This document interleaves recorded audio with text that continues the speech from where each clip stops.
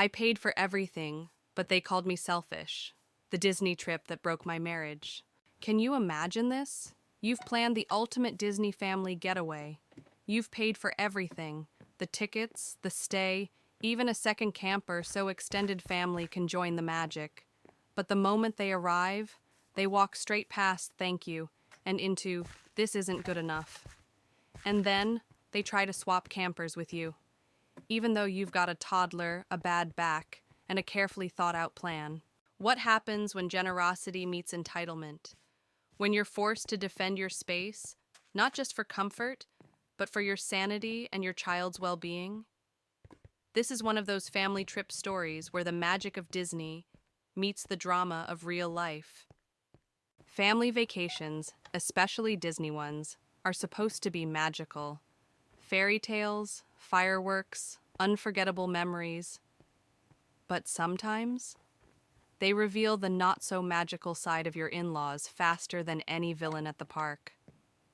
My husband and I planned the perfect trip for our little family. Just the two of us and our toddler. We brought our 40-foot camper, complete with a porch for toy time and a bed that keeps my back from turning into origami. We even went the extra mile, rented another camper for his brother's family. 5 people, 3 teenagers, a parenting circus of their own. We paid for the second camper, the resort spots, the park tickets, even a few magical dinner reservations they insisted on. All they had to do? Show up and enjoy. Spoiler alert, they showed up. They did not enjoy. The moment they saw their camper, you'd think we'd handed them a tent and a pack of granola bars. This is too small. We're gonna have problems. Is this a joke? And then came the punchline. They suggested we switch. Just casually boot us out of our setup. Because, they have more people. I said no. Not because I'm heartless, but because I like walking upright and not sleeping on a collapsible table. Also, my 2-year-old needs a familiar space to retreat to when the mouse-induced chaos becomes too much. What followed was name-calling, guilt-tripping, and my husband giving me the look of, why can't you just be more accommodating? And that's when I realized, this wasn't a family vacation. This was a full-blown emotional roller coaster, with no height requirement. You see, we didn't just go to Disney, we planned Disney. Down to the stroller hooks and backup sunscreen. We brought our own 40-foot camper, not because we're bougie RV influencers, but because traveling with a toddler is like moving a tiny celebrity with very specific demands. Snacks must be organized, naps must be honored, and any meltdown may or may not go viral. Our camper was our sanctuary. Master bed for my bad back, a garage play area for our son, and a porch where he could chill with his toy truck collection while pretending the world wasn't filled with 50,000 screaming theme park goers. And because we're the kind of people who try to be thoughtful, or maybe just slightly naive, we also rented another camper for my husband's brother and his family. 5 of them, 3 teens, 1 bathroom. But hey, it had walls, AC, and wasn't a sleeping bag under the stars. We figured it'd be cozy. Not ideal, sure. But hey, they're just sleeping there, right? Turns out, we wildly overestimated their ability to rough it, or appreciate free stuff. The moment they showed up, it was like we had invited royalty to a Motel 6. Side eyes were exchanged, doors were opened, frowned at, and closed with theatrical sighs. They walked into that rental camper like it had personally insulted them. And before we could say, welcome, they were already in our camper, measuring the space with their eyes like HGTV hosts on demo day. I should have known right then, this trip was not going to be the happily ever after kind. Now let's talk about the campers, because that's where the battle lines were silently drawn. Our camper? A glorious 40-foot toy hauler, equipped like a miniature hotel suite on wheels. Master bed with the exact mattress firmness that doesn't leave me walking like a robot the next day. A garage-turned playroom for our son, complete with foam mats, a toy bin, and yes, a porch. A whole porch. Like a VIP lounge, but for toddlers. The one we rented for the in-laws? Smaller, cozier, A tidy 25-footer with bunk beds, a convertible dining table bed, and enough space to comfortably fit. A strong sense of humor. It wasn't a palace, but it was functional, private-ish, air-conditioned, and again, completely free to them. But the moment they stepped inside, the energy changed. The sighing got louder. You'd think we'd handed them a broom closet and said, "Good luck." One teen muttered, "Where am I even supposed to exist in here?"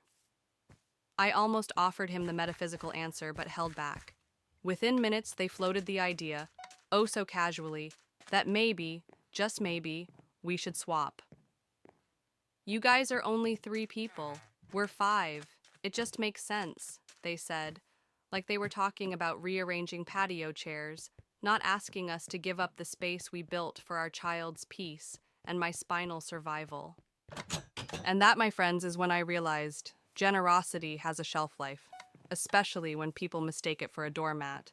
I wish I could say their request was phrased gently, like, "Hey, would you mind if we brainstormed a different setup?"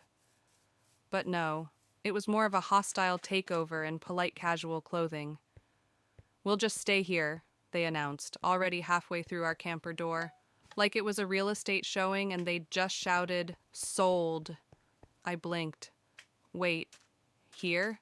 As in, our camper?" "Yeah," they replied. "You 3 can take the little one.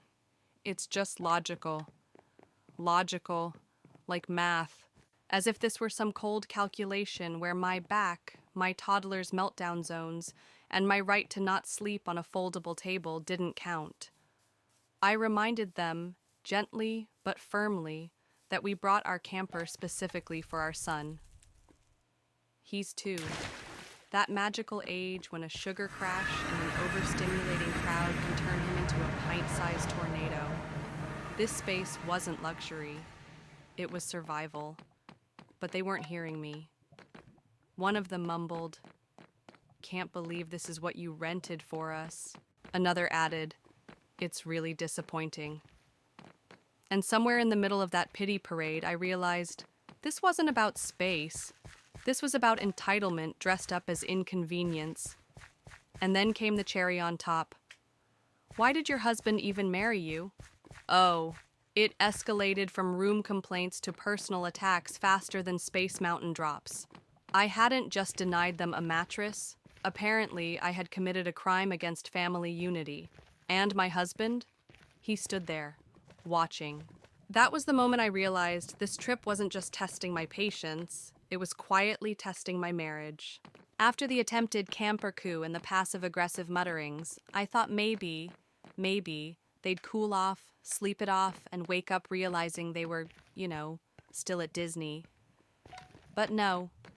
That evening, they circled back with what I can only describe as a PowerPoint-level pitch. No slides, but the tone? Oh, professional. "So, we were thinking," my brother-in-law began, arms folded like he was negotiating international peace treaties. "You guys have more space. We just have more people. Let's switch campers. Simple math." Ah, yes. The old more people equals more rights equation. Classic. My husband nodded slowly, like the logic was just so clear, and I could feel the room tilting. Not from the camper, from the weight of the nonsense. I took a breath. I didn't yell. I didn't throw anyone's shoes off the porch, though believe me, I had visualized it. I calmly replied, "Okay, if we switch campers, can I at least come back during the day to use the porch? Maybe let my toddler play with his toys here while you're all at the park." And without missing a beat, they hit me with, "No, it'd be our private space." Oh, interesting. So let me get this straight. You want my camper, my bed, my toddler's safe zone, but I can't even use it while you're off riding Space Mountain? Make it make sense. At that point, I had to laugh. The kind of laugh that doesn't sound happy, just a little wild around the edges. I said no, again. Not to be cruel, but because I knew exactly how this would end, with me bent like a pretzel on a fold-out table while they sipped wine in the master suite. My husband, bless him, looked like a man torn between family loyalty and the desire to avoid any conversation that included emotion. He pulled me aside later and said, "Can our son go without toys and the porch for just 1 week?" I blinked. "Sure, and maybe your brother can go without our camper for just 1 week." Apparently, that was too much. I was officially branded the difficult one. And here's the thing, it wasn't about beds or trailers. It was about a line, invisible but solid, between generosity and self-erasure. And somewhere along the way, I'd realized, if I didn't protect my space, no one else was going to. Not even the man I married. I used to think the worst part of family trips was the heat, or the lines, or trying to find a toddler-friendly snack that didn't cost $14.95. But no, it turns out the worst part is when your own husband quietly stops being on your team. After I said no, again, the atmosphere shifted, not just in the camper, but in him. He stopped looking me in the eye. He started hovering near his brother like a political advisor during a crisis. And then came the line that still rings in my ears. "Do we really need all this space for just the three of us?" Oh, okay. So now I'm not only unreasonable, I'm also greedy. I tried to explain, again, that the camper wasn't just a luxury RV vacation for us. It was strategic survival. A toddler needs routine, familiar surroundings, a place to melt down in peace. I need that bed because my back has a vendetta against sleeping pads and pretend couches. But he wasn't listening anymore. He'd moved into diplomacy mode. Smile politely, appease the louder group, avoid confrontation at all costs. Even if that means throwing his wife under the bus, or in this case, the camper. The in-laws, of course, ate it up. I was now officially cast as the one who refused to share, the villain in their theme park saga. All I needed was a cape and a sarcastic sidekick. And what stung most? Not the name-calling, not the guilt trips, but that subtle shift, the look in my husband's eyes that said, "Why are you making this harder than it needs to be?" That's when I realized this wasn't about a camper anymore. This was about who people become when boundaries make them uncomfortable, and how fast you can go from partner to problem when you refuse to shrink.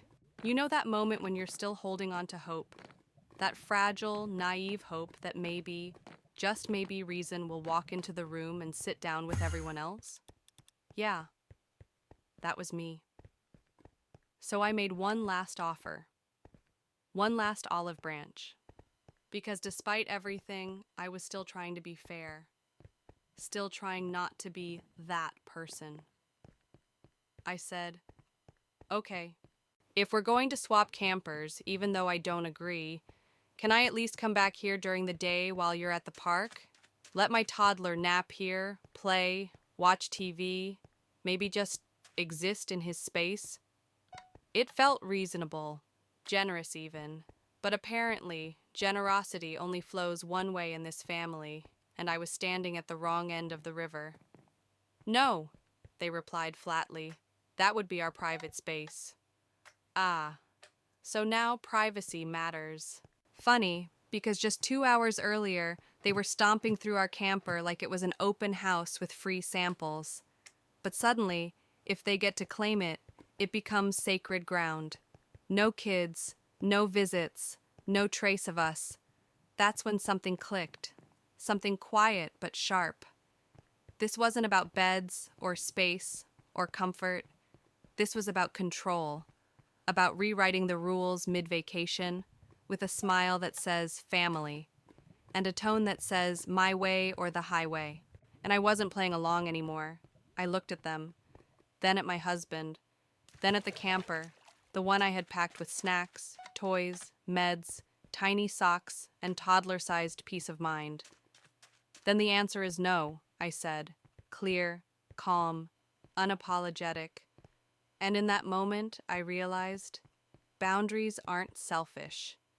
They're the most loving thing you can offer, especially when you're the only one willing to draw them. Saying no shouldn't feel like detonating a landmine. But in this family, My two-letter sentence had the emotional impact of a full-blown fireworks finale, the kind Disney charges extra for. The moment I calmly said, "Then the answer is no," it was like I'd declared war on vacation itself. My brother-in-law scoffed. My sister-in-law rolled her eyes with Oscar-worthy flair, and one of the teens whispered, "She's so selfish," as if I couldn't hear it through the paper-thin camper walls. But the real kicker? My husband. The man who watched me pack, plan, budget, book every dinner, now standing there, looking at me like I was the reason the Magic Kingdom had lost its magic. "Can't you just let it go?" he said, rubbing his temples like my boundaries were giving him a migraine. Let it go? Oh, you mean like Elsa, but with more gaslighting.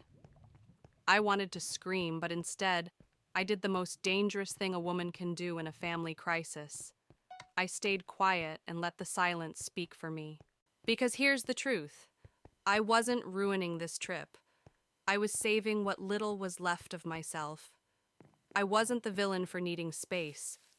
I was the only one acknowledging that space. Emotional, physical, and yes, literal square footage actually matters. Let them spin their version. Let me be the bad guy. I'd rather be the bad guy with boundaries than the cool girl who folds like a lawn chair every time someone raises their voice. And as I tucked my son into his familiar bed that night, safe, smiling, surrounded by his favorite toys, I knew I hadn't just protected our camper. I had protected my peace. And that, in the wild world of family dynamics, is the most magical thing of all that night, lying on my perfectly unshared mattress while my toddler softly snored in the next room. I wasn't basking in victory. There was no triumphant music, no inner monologue about winning, just quiet. The kind of quiet that follows emotional whiplash, when your brain is still buffering because your own husband treated your boundaries like a scheduling inconvenience. And here's what hit me hardest. I hadn't done anything outrageous. I hadn't demanded anything from them. I hadn't told anyone how to live, sleep, or eat their overpriced Mickey-shaped waffles. I simply said, "This space was built with care for my child and myself, and I'm not giving it up." That's it. But the reaction? You'd think I'd parked the camper across the parade route and flipped off Goofy. And that's when the real clarity rolled in. Not the kind you get from a deep talk, but the kind you earn from being dragged emotionally across a campground by your own in-laws. People who benefit from your flexibility will always call you difficult when you finally decide to stop bending. And sometimes the cost of peace is being misunderstood, branded selfish, labeled dramatic, cast as the inconvenient woman who dared to prioritize her comfort over someone else's entitlement. But here's the punchline no one saw coming. I'm okay with that. Because if setting a boundary makes me the villain in someone else's fairy tale, so be it. Let them write me in with sharp eyeliner and a crown. I'll wear both. What matters is that my son had a space to feel safe. I had a space to breathe. And I left that trip with my spine, emotional and literal, intact. No apology needed. No regret given. Just a silent, steady kind of knowing. Not all villains are wrong. Some are just women who finally said, enough. In the end, this was never just about a camper.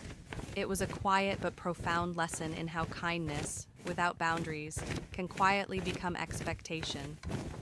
How, when you've always been the flexible one, the moment you finally stand firm, it unsettles people. I didn't say no out of selfishness. I said no because I've come to understand what matters. My child's emotional safety, my own physical well-being, and the simple right to a space, not to distance myself from others, but to preserve a little peace within a vacation that was already overflowing with noise and entitlement. In a world that often teaches women to be agreeable, to equate love with constant accommodation, Setting a boundary becomes an act of quiet courage. You can be kind and still be clear. You can be generous without being taken, and you can be misunderstood and still stand tall because your heart knows it's not wrong. If protecting your peace casts you as the villain in someone else's narrative, remember this. Some villains are simply women who refuse to disappear in the name of keeping everyone else comfortable. And maybe, just maybe, they're the ones who are finally living honestly.